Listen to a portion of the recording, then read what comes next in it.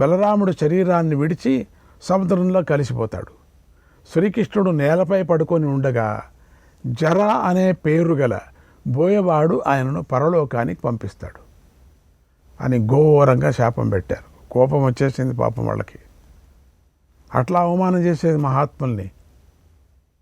తర్వాత ఆ మహర్షులు శ్రీకృష్ణుడి దగ్గరికి వెళ్ళి ఆయన దర్శించారు, ఉండిందంతా చెప్పారు. ఇంతలో శ్రీకృష్ణుడికి మహర్షులు పెట్టిన శాపం తెలిసింది. వెంటనే ఆయన వృష్ణులతో ఇలా అన్నాడు, ఓ వీరులారా, మహర్షుల మాట సత్యం, అది అలాగే జరగాలి అని నగరంలోకి వెళ్ళాడు. నిజంగా అది సిరిగా మారిపోయింది. ఏం చేసేది, మొత్తుకొని చచ్చారు ఇప్పుడు. అప్పుడు శ్రీకృష్ణుడు బుద్ధివంతుడు, ఆయనకి అందరి ముగింపు బాగా తెలుసు కనుక జగత్ ప్రభువు కదా, కాలపురుషుడి కాల నిర్ణయాన్ని మార్చాలని చూడలేదు, ఇష్టపడలేదు. ఎందుకంటే కాల ప్రకారంగానే వెళ్ళాలి అనుకున్నాడు.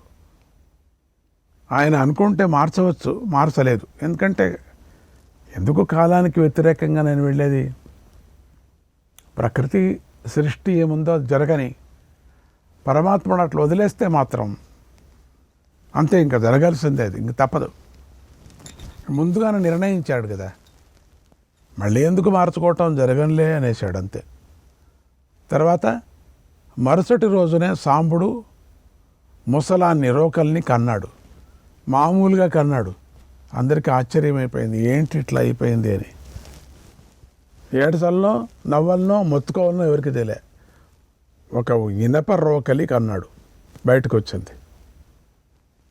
మునులు పెట్టిన శాపంతో సాంబుడు భీకరమైనటువంటి ముసలాన్ని కనగానే యాదవులందరూ దాన్ని తీసుకొని వెళ్ళి ఉగ్రసేన మహారాజుకు ఇచ్చారు. ఆ రాజు దాన్ని చూసి ఎంతో బాధపడ్డాడు. వినిపించింది ఇప్పుడు బాగా. వెంటనే దాన్ని పూర్తిగా అరగదీయించి చూర్ణం చేసేశాడు. మొత్తం పిండిలాగా చేశారు. తర్వాత యాదవులు ఆ చూర్ణాన్ని తీసుకొని వెళ్ళి ఆ కలిపి సముద్రంలో కలిపేశారు. భో అని అక్కడికి పీడ అయిపోయింది అనుకున్నారు. తర్వాత ఉగ్రసేన మహారాజు ఘోర వినాశనం గురించి శ్రీకృష్ణుడు, బలరాముడు, బభ్రువులతో మాట్లాడాడు. వారి ఆదేశంతో ద్వారకాలో ఇలా చాటింపు వేశాడు కూడా. ఓ ప్రజలారా వినండి, మహర్షులకు చేసిన మోసం వల్ల, అవమానం వల్ల మనకు ఘోరమైన శాపం తగిలింది. దానితో మనం సర్వనాశనం అయిపోతాం. దీని నుంచి మనం బ్రతికి బయటపడాలంటే ఒకటే ఉపాయం ఉంది, దానిని అందరూ పాటించండి. అదేమిటంటే ఈ రోజు నుంచి నగర ప్రజలెవరూ కూడా మద్యాన్ని త్రాగకూడదు, ఏది మాదక రసాలు ఎవరు కూడా ముట్టకూడదు, తాగకూడదు అని చాటింపు చేశాడు. అంటే నిషిద్ధం చేసేశారు. మదిర జోలికి పోకూడదు, జాగ్రత్త. ఇంట్లో ఉండిన మదిరంతా తీసిపారేసేయండి. ఎవరైనా ఎక్కడైనా సరే మాకు తెలియకుండా దొంగ సారాయని చేశారంటే అతడు శిక్షార్హుడవుతాడు. అతడే కాదు, అతడి బంధువులు కూడా అతడితో కలిసి బ్రతికి ఉండగానే శూలం మీద గుచ్చబడతారు అని శాసనం చేశాడు. జాగ్రత్త. దానికి ద్వారకావాసులందరూ ఎంతో భయపడి నాటి నుంచి ఎవరూ కూడా మదిరను ముట్టుకోలేదు, మదిరను తయారు చేయలేదు, దాని వంక కూడా చూడలేదు, మదిర మాటే తలవలేదు. రాజశాసనాన్ని పాటించారన్నాడు వైశంపాయనుడు. నిజమే, అందరూ అనుసరించారు. శ్రీకృష్ణాయ పరమాత్మనే నమః. 2వ అధ్యాయం. వైశంపాయనుడు జనమేజయుడికి ఇలా చెప్తున్నాడు, ఓ మహారాజా, ఇలా వృష్ణి అంధక వంశీయులు ఈ ఘోరమైన ఆపద నుండి బయటపడాలని తీవ్రంగా ప్రయత్నించసాగారు. ఎవ్వరు ఎక్కడ ఏది తాగకూడదని, జ్ఞానం తప్పేటువంటిది ఏది తాగకూడదని. అప్పుడు కాలుడు ద్వారకాలోకి అడుగుపెట్టి ప్రతిరోజు అందరి ఇళ్లలో తిరగసాగాడు. ఆ కాలుడు భయంకర రూపంతో ఉన్నాడు, వికృతమైన వేషంతో ఉన్నాడు, చామన ఛాయ రంగుతో ఉన్నాడు. గుండు చేయించుకొని ఉన్నాడు. అలాంటి కాలుడు యదువంశీయుల ఇళ్లలోని అందరినీ చూస్తూ ఉన్నాడు. ఒక్కటే పారు చూస్తున్నాడు. కాలుడు అన్ని చోట్ల ఉంటాడు కదా, అందరికీ ప్రేరేపణ చేస్తున్నారు. వారికి కనిపిస్తూ మధ్య మధ్యలో టక్కుమని మాయమవుతూ ఉండేవాడు. శబ్దం మాత్రం వస్తూ ఉండేది. అప్పుడు ధనుర్ధారులు 1,00,000 బాణాలకు కాలుడిపైకి ప్రయోగించారు కూడా. కానీ వారు కాలుడిని బాధించలేకపోయారు. కాలుడే బాధ పెట్టేవాడు కదా, కనుక వారి బాణాలు ఆయన ఏమి చేయలేక గడ్డిపూసలాగా అయిపోయింది. ఆయన సర్వప్రాణులను సంహరిస్తాడు కదా. రోజు రోజుకు యదువంశం నాశనమైపోతుందని సూచిస్తూ పెనుగాలులు భీకరంగా వీచాయి. ద్వారకా నగరంలో వీధులలో ఎలుకలు తిరగటం బాగా పెరిగిపోయింది. అవి పెద్ద బాణలను, కడవలను బదలు చేస్తున్నాయి. రాత్రి సమయంలో నిద్రిస్తున్న వారి వెంట్రుకలను, గోళ్లను తినేస్తున్నాయి.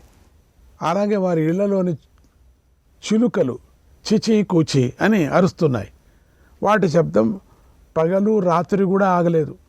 అలాగే చిలుకలు గుడ్లగూపలను అనుసరించి అరిచాయి. ఇదేంటి, చిలుకలు గుడ్లగూపుకు స్నేహితం అయిపోయాయి. మేకలు నక్కల్లాగా కూతపెట్టాయి. ఎర్రని పాదాలు గల తెల్ల పావురాలు కాల ప్రేరణతో యదువంశీయుల ఇళ్లలో తిరిగాయి. ఆవులకు గాడిదలు పుట్టాయి, కంచరగాడిదలకు ఏనుగులు పుట్టాయి. ఆవులకి గాడిదలు పుట్టాయి, కంచరగాడిదలకు ఏనుగులు పుట్టాయి. కుక్కలకు పిల్లులు పుట్టాయి, ముంగిసలకు ఎలుకలు పుట్టాయి. అప్పుడు వారు పాపకృత్యాలు చేయటానికి దిగారు. ఎప్పుడు ఇది కనపడ్డాయో ఇక పాపకృత్యాలు ప్రారంభమయ్యాయి. ఒకరినొకరు కొట్టుకోవటం, ఒకరికొకరు అబద్ధాలు చెప్పుకోవటం, ఒకరి ఇండ్లని ఒక ఇంట్లో రాయి వేయటం. ఏమాత్రమూ సిగ్గుపడలేదు అందరూ కూడా. వాళ్ళందరూ విప్రులను, పితృలను, దేవతలను నిందించారు. ఎక్కడ చూసినా దేవతలను నిందిస్తున్నారు, పితృలను నిందిస్తున్నారు. ఏ ఇంట్లో చూసినా అమ్మా నాన్నను కొడుతున్నారు పిల్లలు. ఏంటి కృష్ణుడి రాజ్యంలో ఏమి ఇదైపోయింది? ఎంత ప్రభావం, శాప ప్రభావం. శాపం ఎవరిని వదలదే. అందుకే మహానుభావుల్ని అవమానించకూడదు, వాళ్లకు అవమానం అయ్యేటువంటి మాటలు మాట్లాడకూడదు. వాళ్ళ మనస్సు ఎప్పటికీ 24 గంటలు కూడా ఎప్పటికీ బాధ పెట్టకూడదు. వాళ్ళు మనకు చెడ్డవారుగానే ఉండవచ్చు, కానీ మనం మాత్రం ఆ జోలికి వెళ్ళకూడదు. మనం విశ్వామిత్రుడు కానీ, వీళ్ళంతా జమదగ్ని కానీ, దూర్వాస మహాముని కానీ, వాళ్ళ చేష్టల్లో మనకు కోపం వస్తుంది, వాళ్ళు ఇట్లా చేశారే అని. అప్పుడు అన్నప్పటికి కూడా వాళ్ళని మనం ఏమి అనకూడదు, పొరపాటున కూడా అనకూడదు. శాపం పెట్టేస్తారు. పెద్దలను అవమానించారు, కానీ బలరామ కృష్ణులపై మాత్రం ఎలాంటి ప్రభావం పడలేదు. వాళ్ళంతా నిశ్చలంగా ఉన్నారు, మాట్లాడుకుంటున్నారు. ఏమి ఇది కథ ఇట్లా జరిగిపోయింది.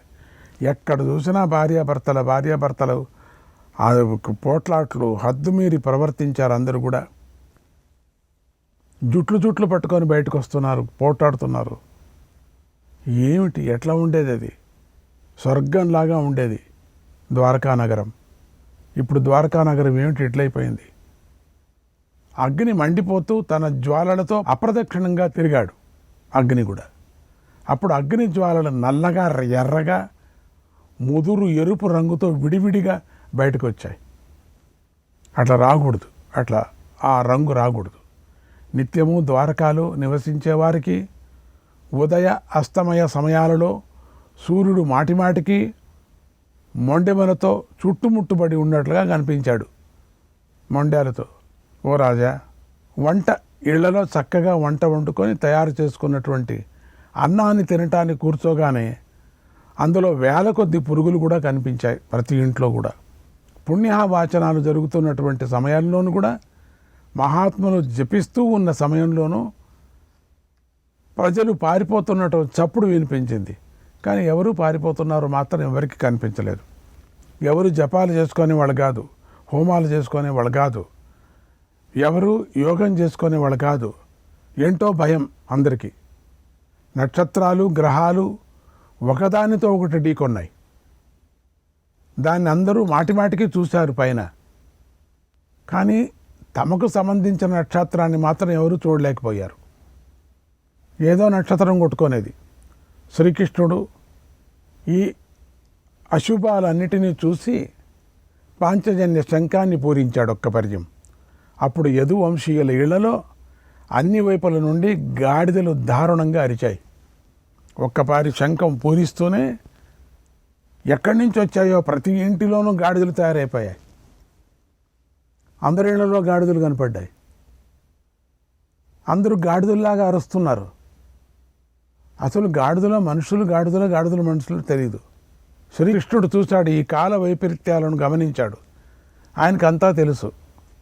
త్రయోదశి అమావాస్యలు కలుస్తున్నాయని భావించి అందరితోనూ ఇలా అన్నాడు, ఓ ప్రజలారా, ఇప్పుడు రాహు మళ్ళీ చతుర్దశిని అమావాస్య చేశాడు కనుక ఈ సమయం మంచిది కాదు. మహాభారత యుద్ధం ప్రారంభమయ్యేటప్పుడు ఇదే సమయం అప్పుడు వచ్చింది. మళ్ళీ ఇప్పుడు ఆ సమయం మనకు వచ్చింది కనుక ఇది మన వినాశ సూచన అని ఇలా శ్రీకృష్ణుడు కాలాన్ని గురించి ఆలోచించాడు. అరిచాడు కూడా. 36వ సంవత్సరం వచ్చినట్టుగా గ్రహించాడు. మళ్ళీ ఇలా అన్నాడు, ఓ ప్రజలారా, గాంధారీదేవి బంధువులను పోగొట్టుకొని పుత్రశోకంతో తపిస్తూ మనకు శాపం పెట్టింది. ఆ శాపమే ఇప్పుడు మనకు తగిలింది, మనలను పీడిస్తుంది. ఆ శాపమే ఇంకొక రూపంతో వచ్చి, ముసల రూపంతో వచ్చి మనకు తగిలింది. ఇంతకుముందు భారత యుద్ధంలో ధర్మరాజు సేనలు వ్యూహాత్మకంగా నిలిపాడు. తర్వాత దారుణమైన అపశకునాలు కనిపించాయి. ధర్మరాజు వాటిని చూసి ఆనాడు ఏం చెప్పాడు, అదంతా ఇప్పుడు జరుగుతోంది అన్నాడు. ఆ రాజు జ్ఞాపకం చేసుకోండి ఏమన్నారో. గాంధారీదేవి మునుల శాపాలను సత్యం చేయాలని భావించాడు. వెంటనే ప్రముఖులను పిలిచి మీరు ఇక తీర్థయాత్రలు చేయండి అని ఆదేశించాడు.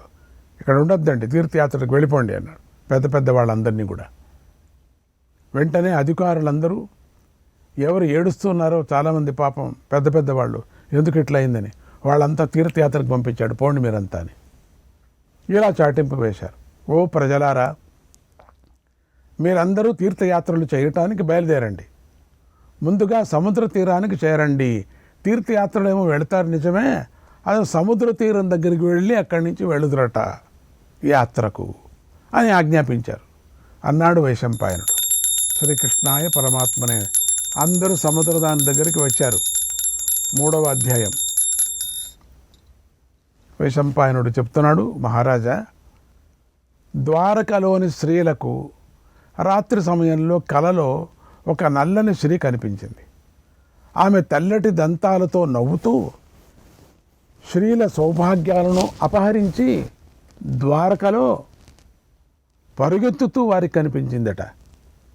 అగ్నిహోత్రం చేసుకునే వారి ఇళ్లలో వాస్తు పూజ జరిగి ఉన్నటువంటి మధ్య భాగాలలో గద్దలు యదువంశీయులను తింటూ కలలో కనిపించాయట. రాక్షసులు అలంకారాలను, గొడుగులను, ధ్వజాలను, కవచాలను దొంగలించుకొని పోతూ కనిపించారు. కేంద్ర స్థానంలో వజ్రం ఉన్నది, లోహంతో చేయబడింది, అగ్ని ఇచ్చినదైన శ్రీకృష్ణుడి సుదర్శన చక్రము యదువంశీయులు చూస్తూ ఉండగానే దివ్యలోకంలోనికి వెళ్ళిపోయింది. అటా వెళ్ళిపోయింది అదంతకవే. దివ్యలోకానికి వెళ్ళిపోయారు. శ్రీకృష్ణుడి యొక్క చేతిలో ఉండేవన్నీ వెళ్ళిపోతున్నాయి. ఆదిత్యవర్ణం గల శ్రీకృష్ణుడి యొక్క దివ్య రథాన్ని దారుకుడు చూస్తూ ఉండగానే గుర్రాలు లాక్కొని వెళ్ళిపోయాయి. ఆ 4 గుర్రాలు మనోవేగంతో పరిగెత్తుతూ సముద్ర జలాల మీద తేలుతూ వెళ్ళి కనిపించకుండా పోయాయి. కొనాలో ఉండే ఒక రథం కృష్ణుడిది, అది కూడా దారుకుడితో కూడా ఈడ్చకపోయినాయి. సముద్రం మధ్యలో వెళ్ళి మాయమైపోయింది. టక్కున అప్సరసలు ప్రత్యక్షమై బలరాముడు, శ్రీకృష్ణుడు రోజూ పూజించే తాళధ్వజ గరుడ ధ్వజాలను తీసుకొని పైకి వెళ్ళిపోయారు. అసలు ఖాళీ అయిపోతుంది. అప్పుడు యాదవులందరూ తీర్థయాత్రకు బయలుదేరండి అని ఒకరితో ఒకరు చెప్పుకున్నారు. తర్వాత వారందరూ తమ అంతఃపుర కాంతులతో సహా తీర్థయాత్రకు బయలుదేరారు. తమ వెంట వారందరూ భోజ్య భక్ష్య పేయాలను, ఎన్నో రకాలైన మద్యాలను, వివిధ పదార్థాలను పెద్ద ఎత్తున ఏర్పాటు చేసుకున్నారు. అన్నీ వాళ్ళ ఇండ్లలో దాచిపెట్టిన మద్యమంతా తీసేసుకున్నారు. మళ్ళీ యదువీరులందరూ కూడా ఒక విందు చేసుకుందాం సముద్రం దగ్గర, అదైన తర్వాత మీరు యాత్రకు వెళదాం, మీరు కొంతమంది వెళ్ళండి. కొనా విందు. యదువీరులందరూ రథాలు, గుర్రాలు, ఏనుగులతో నగరం నుండి బయటకు వచ్చారు. అప్పుడు వారు తమ యొక్క భార్యలతో కలిసి ప్రభాస తీర్థంలో వారి సౌకర్యానికి తగిన విధంగా ఇళ్లలో విడిది చేశారు. అలా వారందరూ సముద్ర తీరంలో విడిది చేయటాన్ని ఉద్ధవుడు చూశాడు. ఆయన అర్థశాస్త్రవేత్త, యోగవేత్త. ఆయన అందరి దగ్గర సెలవు తీసుకొని అక్కడి నుండి బయలుదేరాడు. శ్రీకృష్ణుడి చేతులు జోడించి నమస్కారం చేశాడు. అప్పుడు శ్రీకృష్ణుడు ఆ మహాత్ముడిని ఆపలేదు. ఎందుకంటే యదువంశం నాశనమైపోతుందని తెలిసి ఆయన మౌనం వహించాడు. తెలుసు. అప్పుడు ఉద్ధవుడు గొప్ప తేజస్సుతో వెలిగిపోతూ వేగంగా వెళ్ళిపోయాడు. ఆయనందరూ చూశారు. ఇక యాదవులు విపరీత చేష్టలు చేశారు. ఎప్పుడు ఆయన వెళ్ళిపోయాడు, విప్రుల కోసం సిద్ధం చేసిన అన్నంలో కళ్ళు కలిపారు. వద్దనుకుంది కూడా చేసేశారు. ఇప్పుడు ఆ వాసనతో కూడిన ఆ అన్నాన్ని కోతులకు పెట్టారు. ఆ తర్వాత వారు 100 తూర్య వాద్యాలను మ్రోగించారు. ఆ శబ్దాలను విని నటులు, నర్తకులు వచ్చి ఇక నాట్యం చేయటం మొదలుపెట్టారు.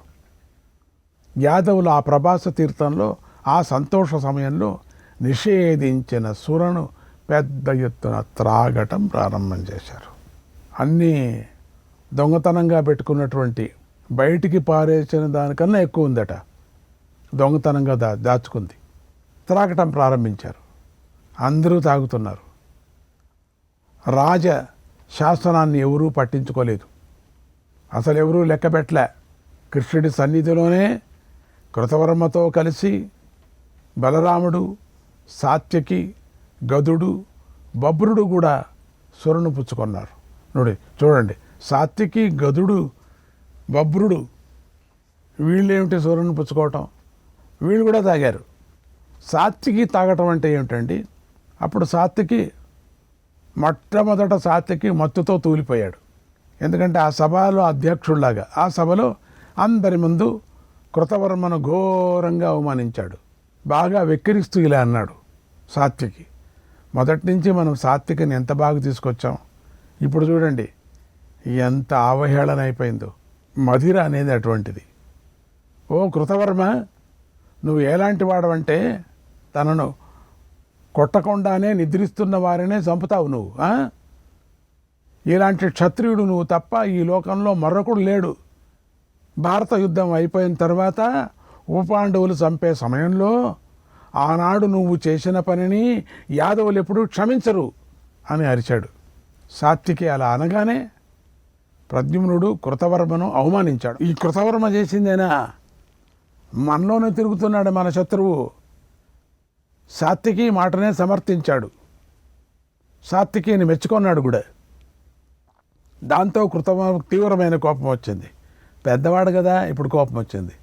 తన కుడి చేతి వేలిని ఎత్తి చూపిస్తూ సాత్వికిని లెక్క చేయకుండా ఇలా అన్నాడు, నువ్వేమి తక్కువ తిన్నావా?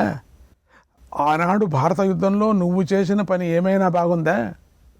యుద్ధభూమిలో చేతులు తెగి ప్రాయోపవేశం చేసిన భూరిశ్రవుడిని నువ్వు క్రూరంగా చంపేశావు. దాన్ని గుర్తు తెచ్చుకో. మరి నువ్వేమి వీరుడివి అని తీవ్రంగా నిందించాడు. ఆ మాటలు కృష్ణుడు విని తీవ్రంగా కోపించి కృష్ణుడికి కూడా తీక్షణమైన దృష్టితో కృతవర్మ వైపు అడ్డంగా చూశాడు. శ్రీకృష్ణాయ పరమాత్మనే నమః.